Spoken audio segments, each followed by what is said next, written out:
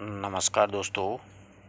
इस वीडियो में अपन लोग जो साकेत रचना है उसके जो बचे हुए प्रश्नोत्तर थे उनके बारे में अध्ययन करेंगे। आप लोगों ने अगर पिछले प्रश्नोत्तर की वीडियोस नहीं देखें तो आपको डिस्क्रिप्शन में इसका लिंक दिया जाएगा, आप वहां से देख सकते हो। अन्यथा आप लोग टेलीग्राम चैनल ज्वाइन कर लेना, वहां से देख सकते हो। पिछले वीडियोज़ आप देखोगे साकेत से संबंधित, तब ये प्रश्नोत्तर आपको बिल्कुल आसान लगेंगे। आज का अपना 101 नंबर का प्रश्न है कि तुम्हारे हंसने में है फूल, हमारे रोने में है मोती। मतलब पंक्ति में अलंकार पूछा अपन को, तो यहाँ पर उत्प्रेक्षा अलंकार है जनु जानो मनु मानो, यानी मानो तुम्हारे हंसने में है फूल, हमारे रोने में है मोती। ये उर्मिला वर्णन कर रही है अपने विरह का। अगला है कि उधर गान कहता है रोना आए तो मैं आऊं। पंक्ति में अलंकार है मानविकर्ण। उधर गान, गान कभी कहता नहीं है क्योंकि ये गाने को मानव के रूप में चित्रित किया गया है, इसलिए यहाँ पर कौन सा अलंकार हो गया, मानविकर्ण अलंकार का प्रयोग है वो हो गया। अंचल में पड़ा सो मचल कर मत साल। उर्मिला ने अपने यौवन की तुलना किससे की है, बालक से, यानी एक बच्चे से की हुई है। यानी उर्मिला ने हर चीज से अपने विरह की तुलना, अपने मन की तुलना हर चीज से की है। तो अंचल में पड़ा यानी हे मेरा मन, तो मतलब अंचल में एक बालक के समान पड़ा रहे। मचल मत साल यानी मचल करके मुझे दर्द मत दे, मुझे परेशान मत करे, तो एक बालक के रूप में चित्रित किया था। अवधि शिला का उर पर था, अवधि शिला का उर पर था गुरु भार। उर्मिला ने यहाँ पर किसकी तुलना शिला यानी चट्टान से की है, तो यानी जो देरी का समय था ना, प्रतीक्षारत समय के लिए बातें कही थी उर्मिला ने। अपने ये पंक्ति पढ़ी थी उस समय की अवधि शिला का उर पर था गुरुभार, यानी अवधि रूपी समय रूपी एक शिला थी, उसका हृदय पर एक बहुत भारी बोझ था। उर्मिला ने इसकी तुलना शिला से, चट्टान से, मतलब प्रतीक्षारत समय से। बिसरता नहीं न्याय भी दया, बस रहो प्रिय जान में गया। बिसरता नहीं न्याय भी दया, बस रहो प्रिय जान में गया। उक्त कथन के वक्ता कौन है, तो यहाँ पर लक्ष्मण के द्वारा ये बात कही गई है कि इस प्रकार का न्याय है, इस पे जो दया है वो मुझसे अलग नहीं हो पाता है। बस रहो प्रिय जान में, यानी हे प्रियतमा उर्मिला तुम मेरे हृदय में विद्यमान हो, तो ये बात लक्ष्मण कहते हैं। तुलसीदास जी करते कैसे मानस का नाद, महावीर का यदि उन्हें नहीं मिलता प्रसाद। उपयुक्त पंक्ति के रचयिता कौन है, बताओ। रामनेश त्रिपाठी हैं, मैथिल शरणगुप्त हैं। ये तो काफी चर्चित प्रश्न है, हो सकता है सीधा इतिहास के रूप में इस प्रश्न को पूछ ले अगला। तो इसका सही जवाब क्या होगा वो अपन देखेंगे। महावीर प्रसाद द्विवेदी या फिर दिनकर। तो 2 नंबर पे क्या था, मैथिल शरणगुप्त थे, उनके द्वारा ही कही गई थी यह बात। करते तुलसी भी कैसे मानस का नाद, यदि उन्हें नहीं मिलता महावीर का प्रसाद। कि मतलब रामचरितमानस, तुलसीदास जी हो रामचरितमानस को किस प्रकार से लिखते हैं, यदि महावीर का मतलब कहने का मतलब हनुमान जी की उन पर कृपा नहीं होती, तो इसी प्रकार से मैं साकेत कैसे लिखता अगर महावीर प्रसाद द्विवेदी की मुझ पर कृपा नहीं होती। तो महावीर प्रसाद द्विवेदी ने उर्मिला विषयक उदासीनता नामक एक निबंध लिखा था, उसके आधार बना करके मैथिल शरणगुप्त ने एक महाकाव्य की रचना कर डाली। मैथिल शरणगुप्त को महात्मा गांधी जी ने राष्ट्रकवि की उपाधि कब दी, बहुत अच्छा प्रश्न है, कब दी थी, 1936 में। किस रचना पर दी थी, हो सके तो आप लोग कमेंट में लिख देना ताकि पता तो चले आप लोग व्याख्याता की तैयारी कर रहे हो, किस रचना पे मिली थी उनको ये राष्ट्रकवि की उपाधि। अंत में मैं बताऊंगा जरूर, पर अभी ना बताऊंगा, आप लिखना कमेंट में। मैथिली शरणगुप्त के द्वारा रचित काव्यों की संख्या कितनी मानी जाती है, 40 रचनाएं लिखी थी मैथिली शरणगुप्त ने। मैथिली शरणगुप्त ने कितने महाकाव्य लिखे, 2 ही लिखे थे। मैथिली शरणगुप्त ने कितने महाकाव्य लिखे थे। तो बहुत ही अच्छा प्रश्न है, परीक्षा की दृष्टि से इस प्रकार के प्रश्न है वो मतलब एकदम आसान होने के बाद में भी अपने क्या हो जाते हैं, गलत हो जाते हैं। इसके पीछे क्या रीजन रहता है, क्या कारण रहता है, वो भी अपन को पता होना चाहिए। मतलब महाकाव्य 2 बताए हैं, अब इसमें से महाकाव्य के बारे में अपन को पूछ ले, ऑप्शन में अगला इस प्रकार से ऑप्शन बना ले कि जैसे रंग में भंग है, किसान है, ऐनग है, पंचवटी है, भारत भारती है, जयद्रथवध है।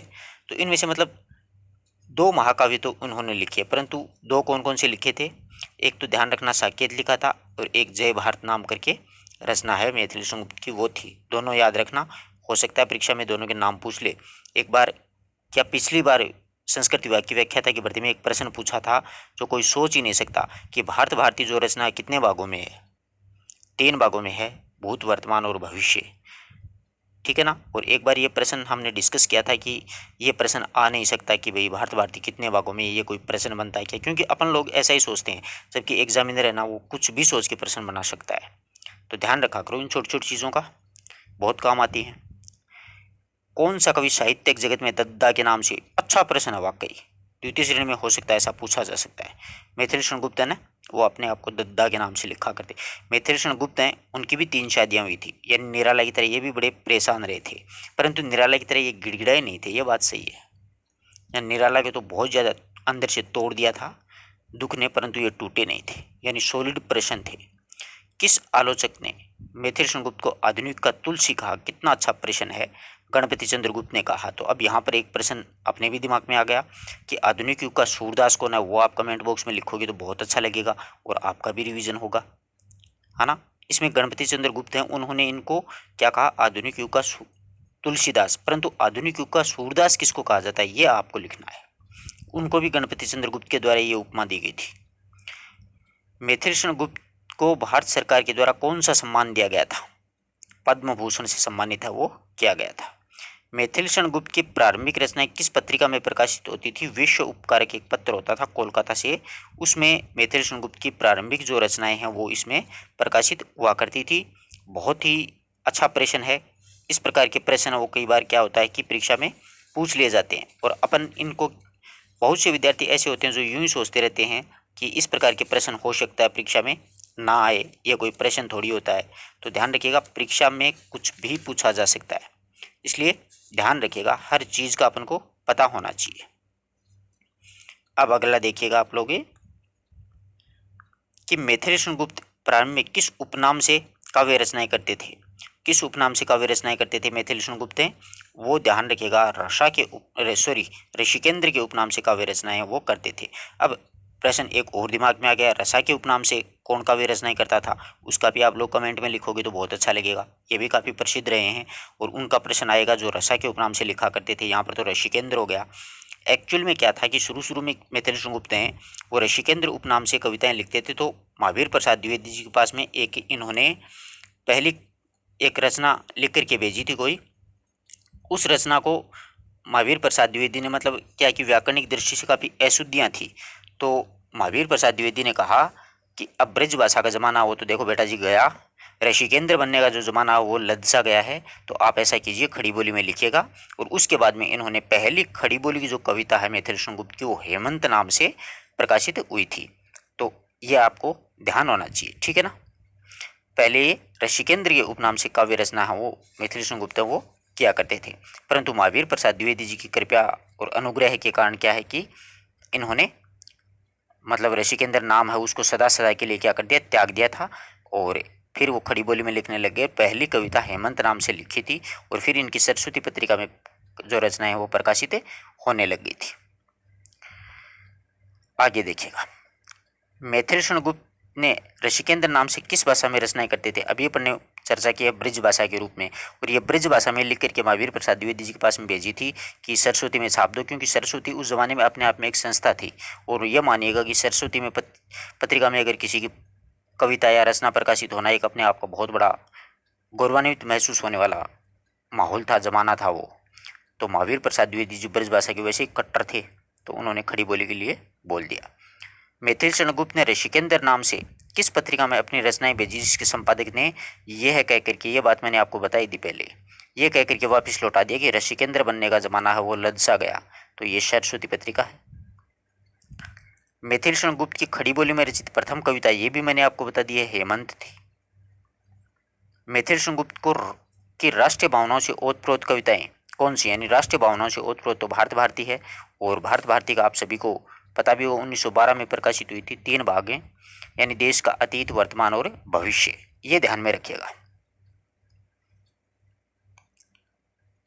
मिथिलेश गुप्त की किस रचना के कारण उनको राष्ट्र कवि कहा गया था? अब ये तो मैंने ऊपर पूछा भी था और यहाँ पे प्रश्न भी आ गया। भारत भारती के कारण महात्मा गांधी ने इनको राष्ट्र कवि की उपाधि दी थी 1936 में। मैथिली शृंगगुप्त के किस काव्य पर उर्दू के कवि हाली की रचना मुस्तैद हाली का प्रभाव है? तो ये भारत भारती पर, यह ध्यान रखना। अच्छा प्रश्न है व्याख्याता की दृष्टि से। मैथिली शृंगगुप्त का प्रथम काव्य संग्रह कौन सा है? तो मैथिली शृंगगुप्त का प्रथम काव्य संग्रह रंग में भंग है, जो 1909 में प्रकाशित हुआ था। जयद्रथवध 1910 में, भारत भारती 12 में। मैथिली शृंगगुप्त का प्रथम काव्य संग्रह रंग में भंग कब प्रकाशित हुआ था? तो ये अभी बता दिया मैंने, तो 1909 में आपको। मैथिली शृंगगुप्त का राजपूती आन बान और शान का काव्य कौन सा? बहुत अच्छा प्रश्न है। यह रंग में भंगना और राजपूती आन बान और शान का काव्य है। किस रचना के कारण मैथिली शृंगगुप्त को जेल जाना पड़ा? तो ये तो वही है, भारत भारती। किस आलोचक ने मैथिली शृंगगुप्त को सामंजस्यवादी कवि कहा था? बहुत अच्छा प्रश्न है व्याख्याता की दृष्टि से, बहुत शानदार प्रश्न है, नोट कीजिएगा, स्टार लगाइएगा ऐसे प्रश्नों को। तो सामंजस्य कवि है वो आचार्य शुक्ल ने कहा था उनको। किसने कहा था? आचार्य शुक्ल ने। मैथिली शृंगगुप्त को किस छंद का बादशाह कहा जाता है? तो ये हरिगीति का जो छंद है ना, उसके बादशाह थे ये। अच्छा लिखते थे हरिगीति का छंद में। हिंदी साहित्य की सांस्कृतिक नवजागरण काव्यधारा के प्रतिनिधि कवि किसे माना जाता है? तो मैथिली शृंगगुप्त को ही माना जाता है प्रतिनिधि कवि। सांस्कृतिक नवजागरण काव्यधारा है, उसके प्रतिनिधि कवियों में इनकी गणना की जाती है। और इन्हीं के साथ साथ में अन्य जो कवि हैं, जैसे राय देवी प्रसाद पूर्ण हैं, अयोध्या सिंह उपाध्याय हरिओद हैं, राम नरेश त्रिपाठी हैं, नाथुराम शर्मा शंकर हैं, ये कई अन्य भी कवि हैं। रामचरितमानस के बाद में हिंदी में राम कथा का दूसरा बड़ा महाकाव्य है, वो किसको माना जाता है? साकेत को। अच्छा प्रश्न है, नोट कीजिएगा, स्टार लगाइएगा ऐसे प्रश्नों को। मैथिली शृंगगुप्त को किस रचना के लिए मंगला प्रसाद पारितोष मिला था? तो ये इसी रचना के कारण, मतलब साकेत रचना है उस पर उनको मंगला प्रसाद पारितोष मिला था। ये बहुत बड़ा अपने आप में उस जमाने में एक पुरस्कार हुआ करता था, जैसे कामायनी पे मिला था, महादेवी वर्मा को यामा पर भी मिला था, इस प्रकार से बहुत अच्छा पुरस्कार था ये। साकेत महाकाव्य की को जनवादी काव्य किसने कहा? बहुत अच्छा प्रश्न है। साकेत महाकाव्य को जनवादी काव्य डॉक्टर नगेंद्र के द्वारा कहा गया। मैथिली शृंगगुप्त ने कार्ल मार्क्स की पुत्री जेनी थी, उस पर भी कविताएं लिखी थी एक जेनी नाम से। जेनी पर कविता लिखी जेनी नाम से। चैतन्य महाप्रभु की पत्नी है विष्णु प्रिया, और उनकी माता सची के त्याग और तप का वर्णन किस रचना में किया गया? तो विष्णु प्रिया है, तो ध्यान रखना विष्णु प्रिया ही रचना का नाम है। क्या नाम है? विष्णु प्रिया है, तो विष्णु प्रिया ही उनकी रचना का नाम है, जिसमें क्या हुआ कि चैतन्य महाप्रभु की विवेकता पत्नी और उनकी माता के त्याग और तप का वर्णन है। इनमें से कौन सी रचना मैथिली शृंगगुप्त का नाटक है? तो चंद्रहास है, ऐनक है, द्वापर है, ये इनके प्रसिद्ध नाटक हैं, ध्यान रखना। मैथिली शृंगगुप्त की कृति विलोम की विधा क्या है? विलोम भी एक इनका क्या है? नाटक ही है। यानी जोधपुर के एक राज परिवार की कहानी है, जिसमें 3 पीढ़ियों को वचन निभाने की कथा है, वो गुप्त जी किस काव्य में है? विकट भट्ट, आपने एक रचना नाम सुना होगा। तो विकट भट्ट में जोधपुर के सरदार की 3 पीढ़ियों के वचन निभाने की कहानी है। लक्ष्मण के चरित्र का वर्णन गुप्त जी ने किस महाकाव्य के माध्यम से किया है? यानी कौन सी रचना है जिसमें लक्ष्मण का जो चरित्र है उसका वर्णन गुप्त जी ने काव्य में किया है? तो वो पंचवटी। महाभारत प्रसंग पर आधारित काव्य उनका कौन सा है? शकुंतला। महाभारत प्रसंग पर आधारित इनका कौन सा काव्य है? शकुंतला जो काव्य है वो महाभारत पर आधारित माना जाता है। इनमें से कौन सी रचना मैथिली शृंगगुप्त की नहीं है? तो त्रिपतिका है, अर्जुन और विसर्जन, नहुस है और विपतिका है।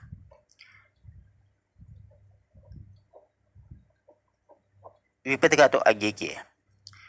और नहुस जो रचना है वो एक ध्यान रखना, भारतेंदु बाबू हरिश्चंद्र है ना, उनके पिताजी की भी रचना है एक, नहुस नाम करके। तो मुझे लगता है कि ये प्रश्न है वो आई थिंक है, पूछना चाहिए था इनको, यहाँ पर मिसप्रिंट हो गया ये, क्योंकि ये 2 इसमें सही नहीं देखा रखे हैं। त्रिपतिका है, ये भी इनकी नहीं लगी। अर्जुन और विसर्जन है, ये एकमात्र इनकी रचना है। यानी यहाँ पर ये जो नहीं शब्द है ना, ये नहीं, यहाँ पर ये पूछना चाहिए कि निम्न में से कौन सी रचना मैथिली शृंगगुप्त की है? तो अर्जुन और विसर्जन एकमात्र यही रचना है मैथिली शृंगगुप्त की, और बाकी ये तीनों रचनाएं मैथिली शृंगगुप्त की नहीं है, ध्यान रखिएगा। मैथिली शृंगगुप्त ने इस काव्य में, यानी कौन सा काव्य है जिसमें मुस्लिम संस्कृति की झांकी है वो दिखाई देती है? तो ये अर्जुन और विसर्जन है, उसी में दिखाई देती है। साकेत महाकाव्य का प्रकाशन वर्ष क्या है? तो साकेत महाकाव्य है वो 1931 में प्रकाशित हुआ था। इनमें से कौन सी रचना 1931 में प्रकाशित नहीं हुई? ये अच्छा प्रश्न बनता है कि 1931 में प्रकाशित इनमें से कौन सी रचना नहीं हुई थी। तो देखिएगा, साकेत मैथिली गुप्त की है, तक्षशिला उदय शंकर भट्ट की है, निहारना ये प्रकाशित नहीं हुई थी, ये 1934 में है। इनमें से कौन सा महाकाव्य मैथिली गुप्त का नहीं है? तो प्रिय प्रवास अयोध्या उपाध्याय हरियोद का बहुत ही शानदार है। प्रिय प्रवास रचना है, जैसे मैथिली गुप्त की है साकेत है, उसी प्रकार से जो अयोध्या उपाध्याय हरियोद है उनका प्रिय प्रवास बहुत ही प्रसिद्ध है। और ये जो ध्यान रखिएगा, ये महाकाव्य प्रिय प्रवास है, इसमें 17 सर्ग हैं और राधा जो है उसको लोक रक्षिका, लोक सेविका और लोक शिक्षिका के रूप में चित्रित किया गया है। और साथ ही में इसका महत्वपूर्ण प्रश्न यह बनता है कि पवनदूती जो प्रसंग है ना, वो अयोध्या उपाध्याय हरियोद की प्रिय प्रवास रचना का एक प्रसंग है, पवनदूती प्रसंग है, बहुत अच्छा प्रसंग है। मैथिली गुप्त की इन रचनाओं का प्रकाशन वर्ष के अनुसार सही क्रम पूछा अपन को, तो प्रकाशन वर्ष के अनुसार सही क्रम है भारत भारती, पंचवटी, साकेत और यशोधरा। तो देखिए, भारत भारती जो है ना, इसका प्रकाशन हुआ था 1912 में, पंचवटी जो है उनका प्रकाशन हुआ था 1925 में, साकेत का 1931 में, और ये जो यशोधरा है इसका प्रकाशन 1933 में हुआ था।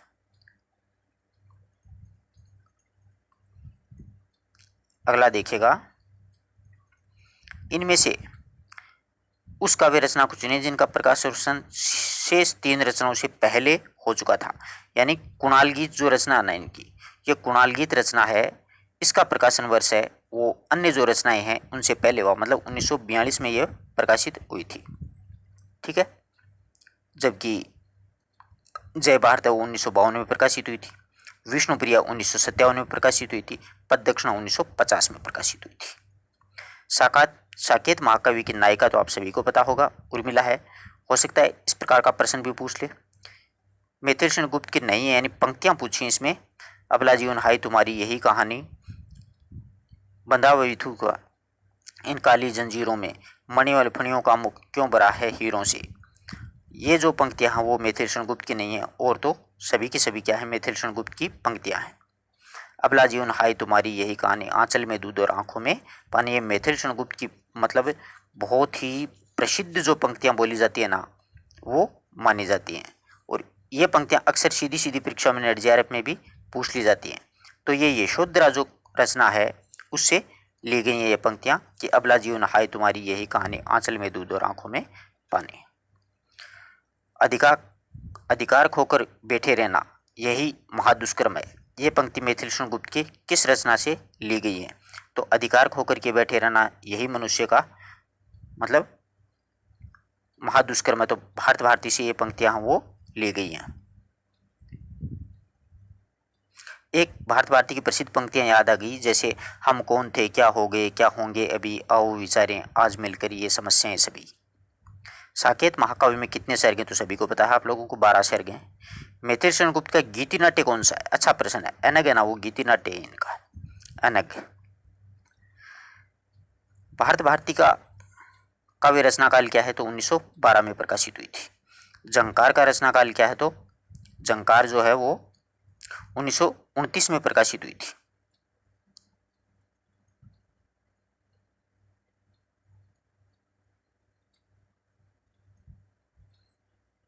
अगला देखिएगा, यशोधरा काव्य का प्रकाशन वर्ष क्या है? तो यशोधरा 1933 में प्रकाशित हुई थी। यशोधरा भी अपने आप में बहुत ही अच्छी रचना है, ध्यान रखिएगा। यशोधरा जो रचना है वो भी, यशोधरा रचना का विषय के बारे में मैंने आपको आई थिंक बता दिया होगा कि यशोधरा वो गौतम बुद्ध की गृह त्याग की घटना से पर आधारित है। विष्णुप्रिया काव्य रचना है, उसका प्रकाशन वर्ष क्या है? तो विष्णुप्रिया जो रचना है वो भी काफ़ी इनकी प्रसिद्ध रचना रही है, और विष्णुप्रिया का प्रकाशन 1957 है। क्या है? 1957। साकेत की किस सर्ग में उर्मिला की विरह का वर्णन किया गया? अच्छा प्रश्न है। तो साकेत के 9वें और 10वें सर्ग में उर्मिला की विरह का वर्णन है। साकेत मूलतः किस भाषा का शब्द है? बहुत अच्छा प्रश्न है। पाली भाषा का शब्द है। और साकेत का अर्थ क्या होता है ये ध्यान रखिएगा, अयोध्या होता है इसका अर्थ। क्या होता है? साकेत का अर्थ क्या होता है? अगला प्रश्न वैसे ही आ गया, अयोध्या है। नाक का मोती अधर की कांति से, बीज दाड़िम का समझ करके भ्रांति से, देख कर सहसा हुआ सुख मौन, सोचता है यह अन्य कौन, अन्य सुख कौन। तो ये साकेत से लिखी पंक्तियां हैं। संदेह यहाँ है मैं नहीं स्वर्ग का लाया, इस भूतल को ही स्वर्ग बनाने आया। पंक्ति के रचयिता कौन है? तो ये मैथिलषण गुप्त की है। मैथिलषण गुप्त का निधन कब हुआ था? अच्छा प्रश्न बनता है। तो ध्यान रखिएगा 1964 में हुआ था। कब हुआ था? 1964 में।